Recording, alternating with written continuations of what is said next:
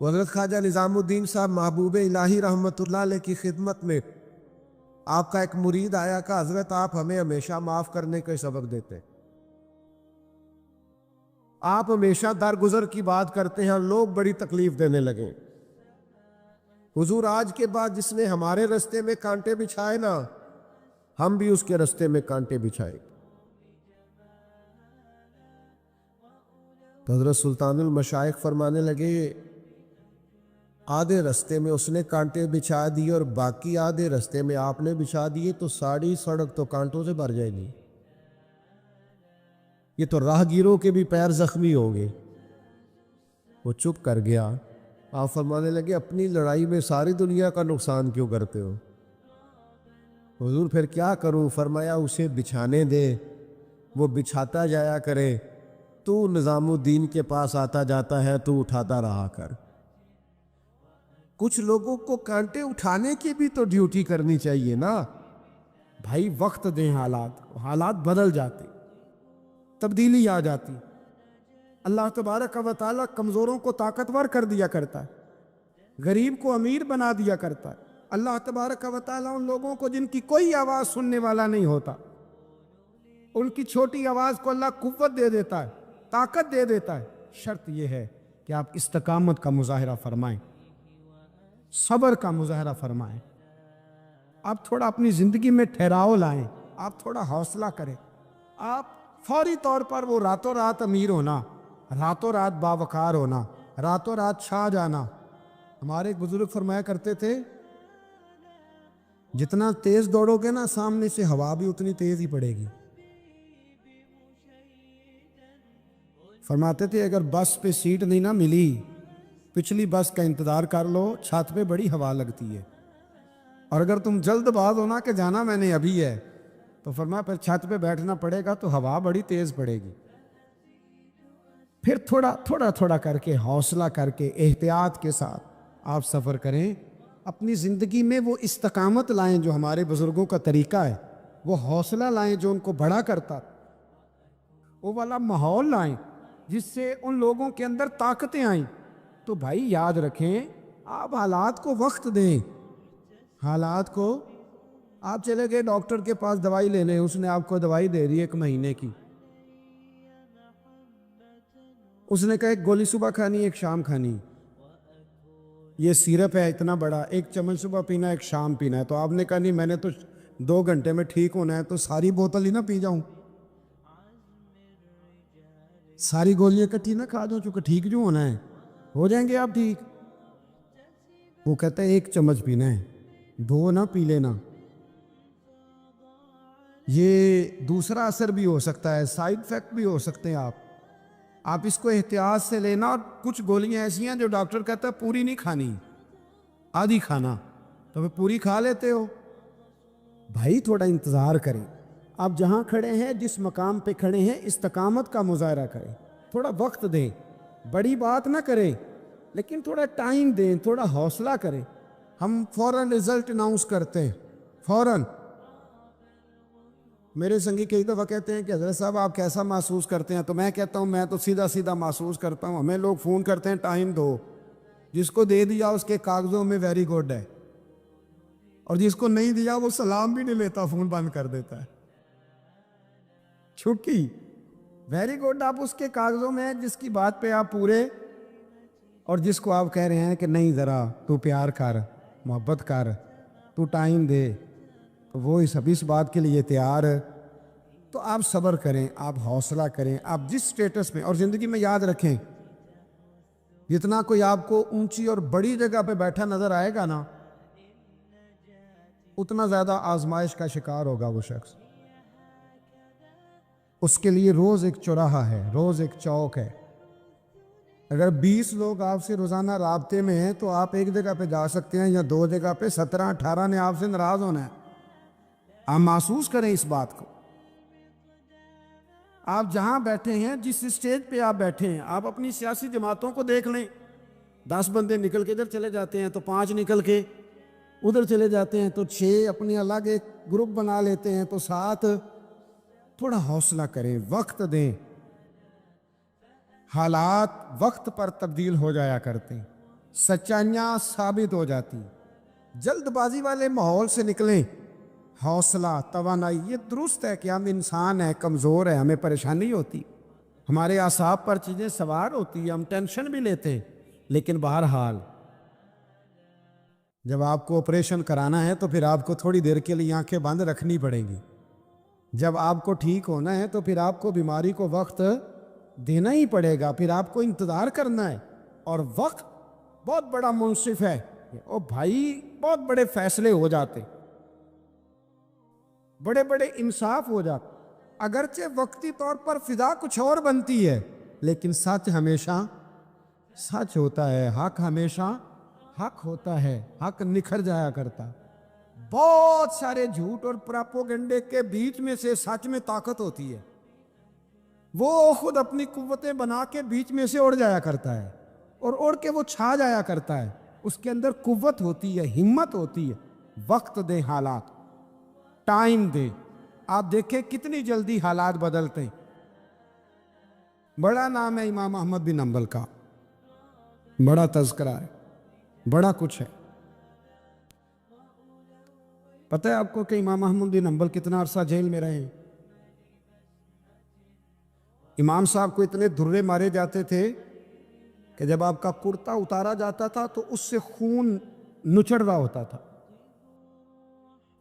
آج ہم مسند امام احمد بن حنبل اے سی والے کمرے میں بیٹھ کے پڑھتے ہیں، اور جب ہم اس کا حوالہ دے رہے ہوتے ہیں تو ہم کہہ رہے ہوتے ہیں تو پتہ ہے میں کتنا بڑا آدمی ہوں، 14 جلدوں کی کتاب میں سے حوالہ دے رہا ہوں. اس بندے سے پوچھو جس نے لکھی ہے، اس سے پوچھو جس نے یہ کمال کیا ہے. اور اتنا بڑا آدمی اور سچا بادشاہ مار رہا ہے. ایک دن اس نے تانا بھی دیا، کہنے لگا احمد بن حنبل، مجھے بھی پتہ ہے آپ ٹھیک ہیں اور آپ کو بھی پتہ ہے آپ ٹھیک ہیں، ظلم ہو رہا ہے، زیادتی ہو رہی ہے، پر لوگ آپ کی سپورٹ کیوں نہیں کر رہے؟ دنیا آپ کے پیچھے کیوں نہیں چل رہی؟ کوئی آپ کے ساتھ کیوں نہیں آ رہا؟ تو امام احمد بن حنبل کہنے لگے اتنا ہی کافی نہیں کہ تم میرے اوپر ظلم کر کے بھی مجھے سچائی کہہ رہا ہے، یہ میری جیت کافی نہیں. اور فرمایا اگر تو نے رزلٹ دیکھنا ہوا نا تو تیرا اور میرا رزلٹ جنازے والے دن نکلے گا. حضرت سلطان بہو سے کسی نے کہا تھا زندگی میں بڑے مرید ہوئے، کہنے لگے نہیں، رب دا طالب کوئی نہیں ملے گا، جو ملے ہے طالب زردہ ہو. آئے ہیں لوگ تویز دھاگا لینے، رب دا طالب کوئی نہ ملے گا، جو ملے ہے طالب زردہ. وہ لینے آئے تھے تویز، ہم نے بھی دے کے بھیج دیا، بات ختم ہو گئی. شاہ بقی الدین ابن مخلد کے استاد فرمانے لگے کہ بیٹا تیرا ظرف بڑا ہے اور میرا علم تھوڑا ہے، اگر تو نے صحیح طرح پڑھنا ہے تو بغداد امام احمد بن حنبل کے پاس چلا کر صحیح طرح پڑھ، پھر وہ تیری تشنگی ختم کریں گے، تیری پیاس بجھا دیں گے. چلا جا.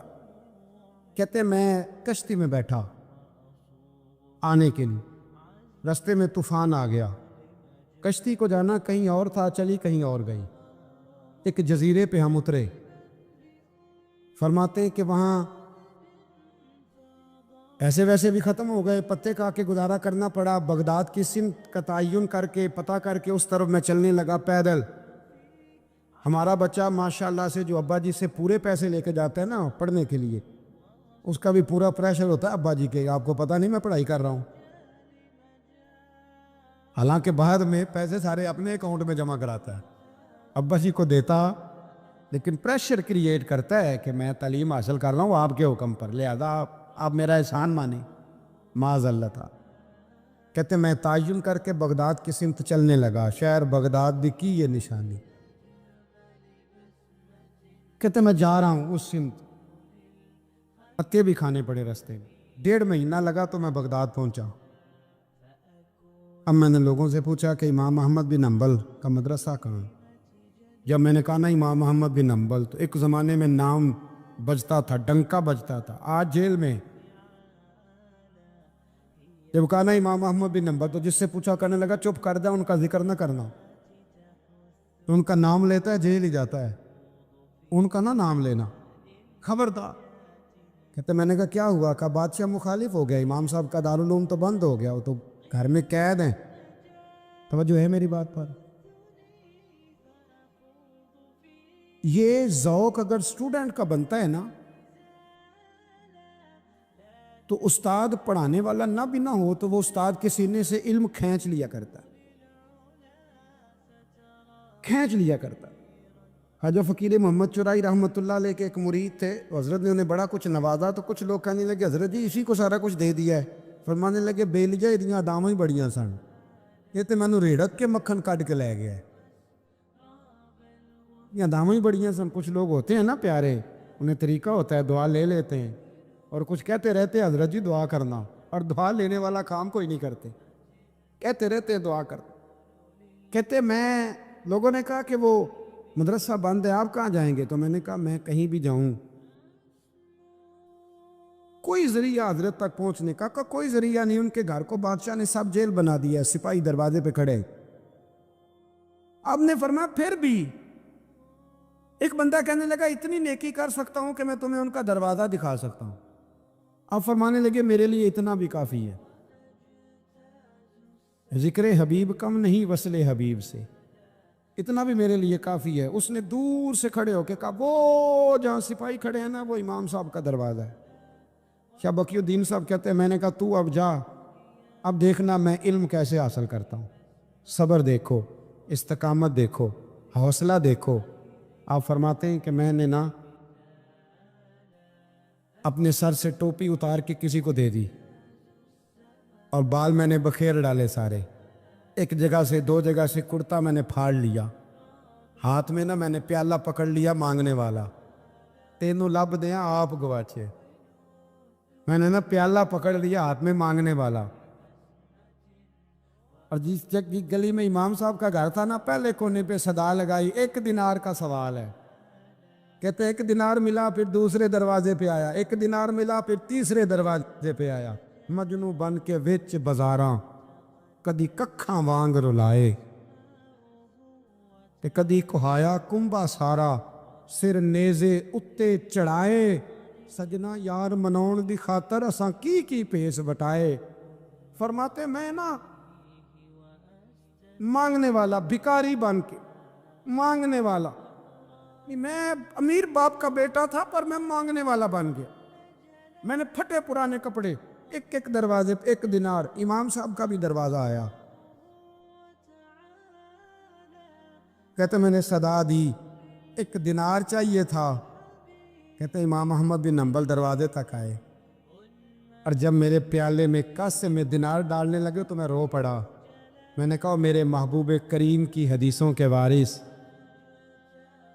اور جانشین، میں تو کہاں سے چلا ہوں، تجھ سے حدیث سیکھنے آیا ہوں، مجھے خیرات نہ دے، مجھے میرے مصطفیٰ کی 2 حدیثیں پڑھا دے۔ تو کہتے ہیں شیخ کی آنکھوں میں، امام صاحب کی آنکھوں میں آنسو آ گئے۔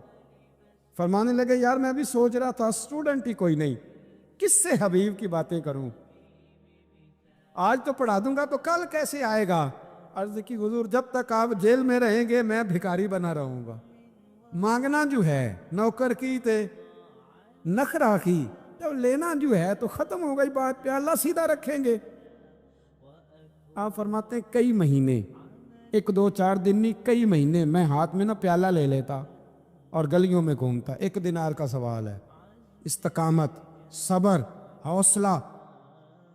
آپ فرماتے ہیں امام احمد بن حنبل کا دروازہ آتا تو وہ 1 دینار بھی روز دیتے اور حدیثیں بھی روز ہی پڑھاتے۔ آپ فرماتے ہیں کہ پھر وقت بدل گیا، پھر حالات تبدیل ہو گئے، بادشاہ چلا گیا اور نیا آ گیا۔ فرماتے ہیں وہ امام صاحب کا عقیدت مند تھا، اس نے مدرسہ بڑا بنا کے دیا، اس نے مسند بچھا کے دی۔ پہلے دن جب امام صاحب مسند حدیث پر جبہ پہن کر، امامہ باندھ کر، خوشبو لگا کر ممبر پر بیٹھے حدیثیں بیان کرنے، فرماتے ہیں جب میں آیا نا سامنے تو میں انہیں دیکھ کے رو پڑا، وہ مجھے دیکھ کے رو پڑے۔ فرماتے ہیں انہوں نے کہا رستہ چھوڑ دو، اسے آگے آنے دو۔ جب میں آگے آیا تو امام صاحب فرمانے لگے پہلے بھی بڑا پڑھایا تھا، اب بھی زندگی بھر پڑھاؤں گا، پر جس صبر اور استقامت سے تو نے پڑھا ہے، جو مزہ ان دنوں میں آیا ہے شاید دوبارہ کبھی نہ۔ تھوڑا حوصلہ پیدا کرے، تھوڑا استقامت کا مظاہرہ کرے، تھوڑا سا نا وہ حضرت خواجہ نظام الدین صاحب سے ایک شخص نے آ کے کہا تھا میرا پیر کامل نہیں تو میں نے بدلنا ہے، فرمایا شریک قباحت تو کوئی نہیں؟ کہنے لگا نہیں، تو آپ فرمانے لگے تو اللہ کی رضا کے لیے خدمت کر، ہو سکتا ہے تیری خدمت کی برکت سے اللہ اسے کامل کر دے، اللہ کامل بنا دے، تیری برکت سے کامل ہو جائے۔ تھوڑا استقامت کا ماحول بنائیں۔ میں اس زمانے میں جو سب سے زیادہ کمزوری محسوس کرتا ہوں لوگوں کے اندر، یہ ہے کہ تدبر نہیں، حوصلہ نہیں۔ ایک بت ہوتا ہے میری ذات کا جس سے میں ساری زندگی باہر نہیں نکل پاتا۔ میں کہتا ہوں جو میں کہہ رہا ہوں وہ ہونا چاہیے، جو میں چاہ رہا ہوں وہ ہونا چاہیے، جو میری خواہش ہے وہ ہونا چاہیے۔ ایسا نہیں ہوگا۔ خواہشیں آپ کریں گے، چاہتے آپ کریں گے، پر پوری اللہ اپنی حکمت سے کرے گا۔ پورا اللہ اپنی، میرے نبی کریم علیہ السلام نے ایک دعا مانگی تھی، اللہ میری امت لڑے نہ، تو رب کریم نے کہا محبوب یہ دعا مجھ سے مانگے ہی نہ۔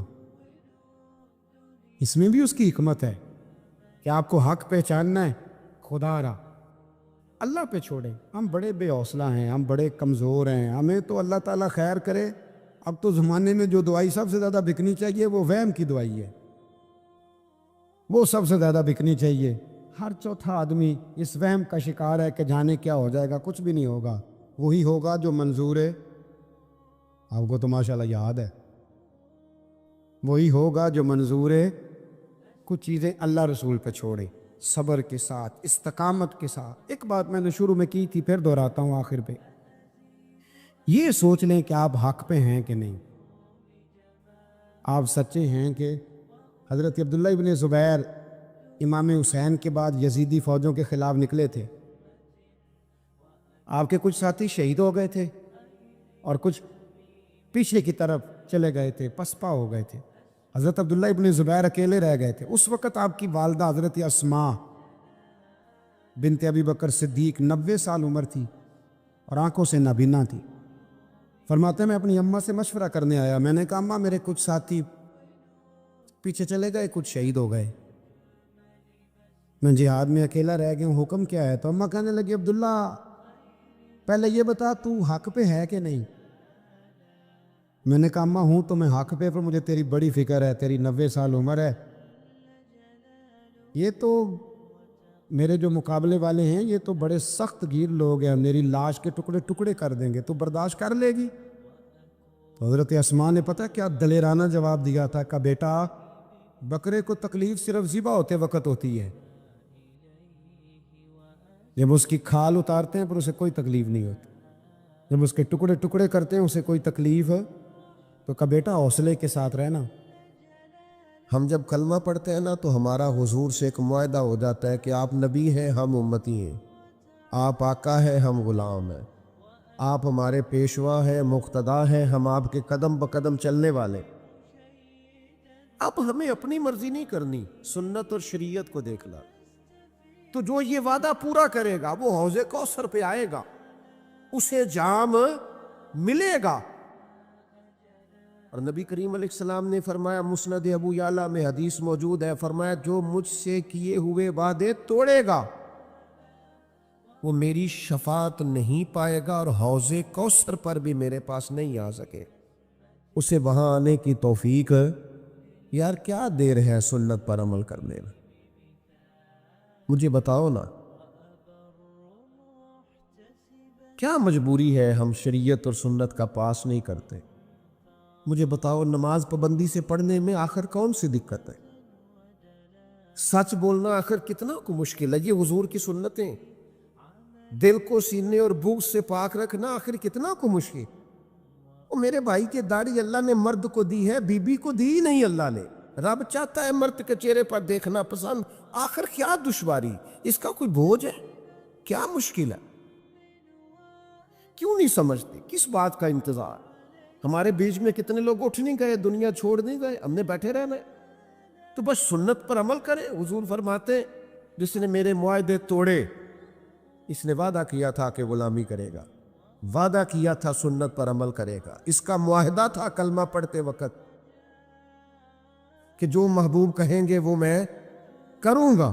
اور پھر بعد میں اس نے مجبوریاں ڈالنی، بعد میں برادری ڈالنی، بعد میں نوکری ڈالنی، بیچ میں اللہ رسول کے بیچ نوکری کہاں سے آ گئی؟ پیسے کہاں سے آ گئے؟ اولاد کہاں سے آ گئی؟ اس کے بیچ ذاتی خواہش کہاں سے آ؟ اس کے بیچ تو کوئی اور چیز نہیں ہونا چاہیے۔ میرے بھائی سنت پر عمل کرو گے، محبوب کے طریقوں پہ اپناؤ گے تو حوض کوثر کا جام پاؤ گے۔ ہمارے ہاں نہ دوستیاں بنتی ہیں، تعلقات بنتے ہیں، پر وہ اس طرح بنتے ہیں یا مزاج ملتے ہوں یا مفادات ملتے ہوں۔ مزاج نہ ملے، مفاد نہ ملے تو ہم آپس میں دوستیاں کرنے کو تیار نہیں ہوتے۔ خدا کے بندو، اگر چاہتے ہو نا دوستی میں لذت رہے، بھائی چارے میں حسن رہے، پیر مرید کے رشتے میں ہمیشہ روحانیت برقرار رہے، استاد شاگرد کا رشتہ ہمیشہ معتبر رہے، مضبوط رہے، تو اس کا ایک ہی ہاتھ ہے، اس رشتے کی بنیاد اللہ کی رضا بناؤ۔ اس میں کوئی ذرا برابر بھی دنیاوی منفعت نہ ہو، ذرا سا بھی لالچ نہ ہو، اس کو تجارت نہ بنائے، محض اللہ کی رضا کے۔ یہ کر کے تو دیکھیں، آپ محسوس کریں گے کہ میرا وجود پھولوں کی طرح ہلکا پھلکا ہو گیا، فقط اللہ کی رضا کے۔ ہمارے ہاں تعلقات بنتے ہیں، لیکن کہہ چکا ہوں یا مزاج ملتے ہوں یا مفاد ملتے ہوں، اگر نہ ملے تو ہم تعلقات کو چلانے کو تیار نہیں ہوتے۔ میرے نبی پاک علیہ الصلوۃ والسلام نے ارشاد فرمایا، کنز الاموال میں حدیث موجود ہے، حضور فرماتے ہیں میرے حوض کوثر پر سب سے پہلے وہ لوگ آئیں گے جو ایک دوسرے سے اللہ کی رضا کے لیے محبت کرنے والے ہوں۔ سب سے پہلے انہیں جام ملے گا، یہ بتانا نہ کسی کو، لیکن اپنے دل سے پوچھ لینا ہے صحیح کسی سے اللہ کی رضا کے لیے محبت؟ کوئی لالچ نہیں۔ ہمارے اسا فرمایا کرتے تھے، ہم تو کسی سے اس بات کا بھی وہ درویش تھے نا، ایک تو انہوں نے اپنے مرشد سے کہا ایک نظر ہی ڈال دیں، تو فرمانے لگے تو نے تو کہا تھا کہ تو کبھی سوال ہی نہیں کرے گا، پوری نظر کا ہی سوال کر دیا تو۔ اتنا بھی لالچ منع ہے، اتنا بھی بوجھ منع۔ جب آپ نے محض اللہ کے لیے پیار کیا تو مسکرا دے تب بھی ٹھیک ہے، ناراض ہو جائے تب بھی ٹھیک ہے، آ جائے تب بھی ٹھیک ہے، منع کر دے، وہ جس حال میں پھر رہے۔ کیونکہ ہماری محبت اس لیے نہیں کہ میری بات مانے گا تو محبت ہے، اس لیے نہیں کہ میرے ساتھ ٹھیک چلے گا تو محبت ہے، میرے طرف آئے جائے، محبت تو اللہ کی رضا کے لیے۔ تو جب اللہ کے لیے محبت ہے تو پھر اس میں ذرا سا بھی کہیں کوئی شائبہ اپنی مرضی کا نہیں ہونا چاہیے۔ فرمایا تو محض اللہ کے لیے اگر کسی سے محبت کرتا ہے تو سب سے پہلے کوثر کا جام، تو سب پیچھے تعریف سن لی یہ ساری کوثر دی۔ فرمایا پہلا جام ان کو ملے گا جو کسی سے پیار کریں گے تو محض اللہ کی رضا کے لیے کریں، یہ کریں، یہ نہیں ہے تو بنائیں۔ یہ اگر گنجائش ابھی تک سینے میں نہیں ہے تو یہ پورا باب ہے بخاری مسلم میں، کسی سے محبت کرنی ہے تو اللہ کے لیے، کسی سے نفرت کرنی ہے تو اللہ کے لیے، اپنی ذات کا بیچ میں سے سارا معاملہ ختم کر دے۔ امام حسن روایت کرتے، مسند احمد میں موجود ہے، نبی پاک نے فرمایا جو میری اولاد سے بغض رکھے، پڑھے جتنی مرضی نمازیں، کرے ہر سال حج، صدقات و خیرات اتنا دے کہ شرق و غرب میں لوگ اس کو سخاوت کی مثال مانے، لیکن امام حسن فرماتے ہیں کریم نے فرمایا جو میری اولاد سے بغض رکھے گا وہ میرے حوض کوثر پہ نہیں آئے گا۔ مجھے آپ کا نہیں پتا، مجھے تو وہ بندہ اچھا نہیں لگتا جو میرے بچوں سے نفرت کرے۔ آپ کو بھی اس کا اندازہ ہوگا۔ ہماری مائیں کہا کرتی تھی میرے بچیاں نے سر تے کدے ہاتھ نہیں رکھیا، مینوں کیویں چنگے لگ سکتے؟ وہ بھائی نہیں اچھا لگتا وہ شخص۔ اولاد رسول کا پیار، عظمت آل نبی کہیں بھول نہ جانا لوگو، وہ دیکھنا غیر کی باتوں میں نہ آنا لو۔ اس دور کے جھگڑے، خطیبوں کی خطابت، مناظرین کے مناظرے،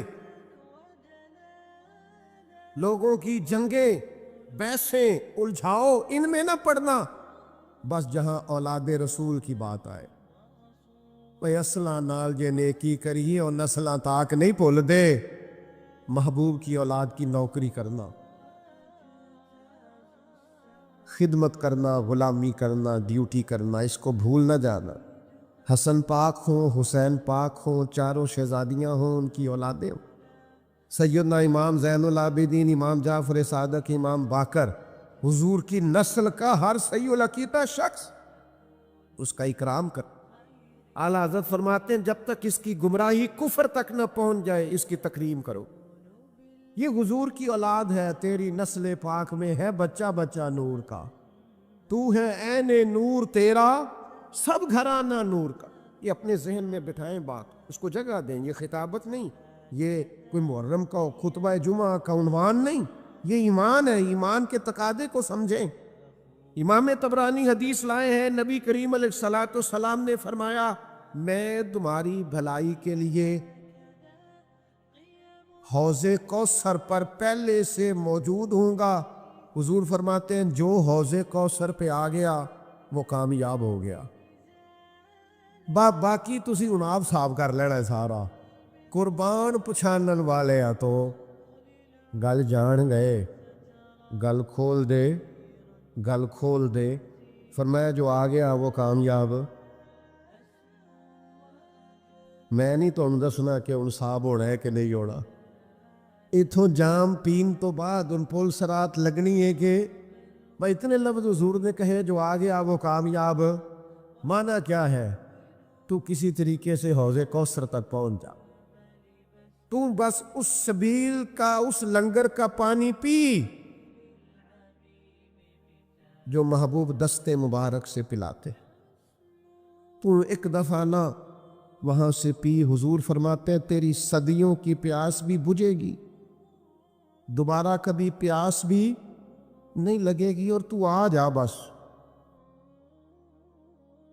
اگر تو پا مصطفیٰ برساں خیش را کے دی ہما اوس، اقبال کہتے ہیں اپنے آپ کو گھسیٹ کے نہ مدینے والے کے قدموں تک لے جا، یہی سارا دین ہے۔ بھائی یہاں پہنچ گیا دین تک، کل دین تک تو آ گیا۔ فرماتے ہیں تو حوض کوثر تک آ جانا اور پھر جام پی لینا اور پھر تو کامیاب ہے۔ مجھے لگتا ہے کہ وہ جام پینے سے انرجی اتنی آئے گی، حافظہ اتنا مضبوط ہوگا کہ سوالوں کے جواب بھی آ جائیں گے۔ رضا پل سے وجد کرتے گزریے کہ ہے رب سلیم صدائے محمد صلی اللہ علیہ، اور پھر جب رستے میں ہوتے ہوئے محبوب سے کوئی جام پی کے آیا اور ادھر سے جام پی کے وہ رب کے حضور حاضر ہوا، تو پھر اساں جے ہاں گناہیاں دا جدوں اعمال نامہ پھرول ہوئے، ذرے ذرے نے سب نے آ جانا ہے، جو جو منہ تھی بولیا بول ہوئے، اساں اتھے کول حضور دے بیٹھ رہنا ہے۔ پئی لکھ عمل ترکڑی تول ہوئے، پھر او دے کولوں کی رب نے حساب لینا جیڑا بیٹھا ہی محمد دے کول ہو۔ اب ادھر سے جام پی کے آ رہے ہیں، کریم نے اپنے دست مبارک سے دیا ہے۔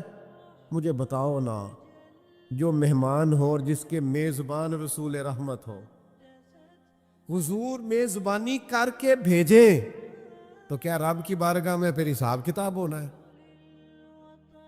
مہمانوں کا تو اعزاز ہوگا، یوم نحشر المتقین الی الرحمن وفدا۔ تو یہ جام کوثر ہے جو محبوب کے دست مبارک سے صبح قیامت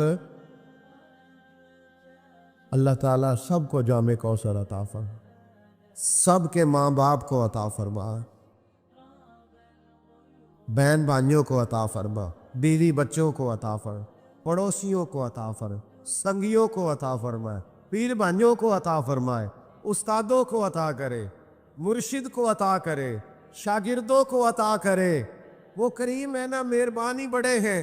یہ کوئی عام جام ہے جو ختم ہو جائے گا؟ وہاں سے کل کائنات بھی پیے گی تو انشاءاللہ پیتی ہی رہے گی، وہ پیتی رہے گی۔ 2 کلو کھجوریں دی تھی نا حضرت ابو ہریرہ کو،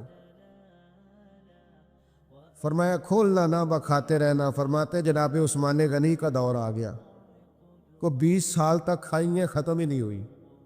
وہ تو ایک دن کھول بیٹھے. شرط جو تھی وہ انسان کی فطرت ہے نا, اسے کہا جائے ساری جنت سے کھاؤ بس درخت کے قریب نہ جانا. اتنی بڑی جنت چھوڑ کے پھر انسان چلا ہی جاتا ہے. تو دیکھ بیٹھے جام کوثر کی شانیں تو آپ سن ہی چکے ہیں نا. اللہ کے حبیب نے ہمیں بتایا کون کون آئے گا اور کون کون. تو یہ ساری آج ابھی سے ہی تشریحات سن نہ لے بھلا کون جا سکے گا اور کون نہیں جا سکے گا. وہاں جانے کے لیے اعمال کرنے ہیں, وہاں جانے کے لیے آج تیاری کرنی ہے, ٹکٹیں وقت میں بک کرنی ہے.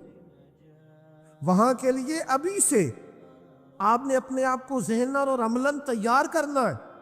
یہ حدیث بھی سنیے, صحیح ابن حبان میں موجود ہے. اللہ کے پیارے حبیب صلی اللہ تعالی علیہ وسلم نے فرمایا, اور کس انداز میں فرمایا. حضور نے فرمایا میری بات سنو اور یاد رکھنا. تو صحابہ فرماتے ہم ہمہ تنگوش ہو گئے, حضور خاموش ہو گئے. تھوڑی دیر کے بعد پھر فرمایا میری بات سنو اور یاد رکھنا. یہ کہہ کے حضور خاموش ہو گئے, ہم ہمہ تنگوش ہوتا. کریم آپ تو اشارتاً کوئی بات کر دیں تو کمال ہو جاتی ہے, اور آپ نے ایک دفعہ نہیں 3 دفعہ فرمایا. تیسری دفعہ فرمایا سنو اور یاد رکھنا. 3 دفعہ محبوب نے تاکید کی, توجہ دلائی. پھر اگلے جملے ارشاد فرمائے. حضور علیہ الصلوۃ والسلام فرمانے لگے سنو میرے بعد ظالم حکمران آئیں گے. فرمایا تم نہ ان کے جھوٹ کی تصدیق کرنا اور نہ ان کے ظلم میں ان کی معاملت کرنا. ان کے جھوٹی باتوں میں ان کی تصدیق نہ کرنا. میں فلانی پارٹی کا ممبر ہوں تو جو مرضی وہ پارٹی کہے میں ہر صورت ان کے ساتھ. جھوٹ کا ساتھ نہ دینا اور ظلم پر ان کی معاونت نہ کرنا. اللہ کے حبیب صلی اللہ علیہ وسلم فرماتے جس نے ان کے جھوٹ میں ان کی تصدیق کی اور ان کے ظلم پر ان کی معاونت کی وہ میرے حوض کوثر پہ نہیں آئے گا. یہاں آنے کی اسے اجازت, اپنے معاملات زندگی کو مرتب کرے. یہ آپ کو ابھی سے تیاری دیکھو نا, یہ کہ ایسا نہ ہو کہ حضور کی دست مبارک سے جام کوثر پینے کے راستے میں رکاوٹ بن جائے.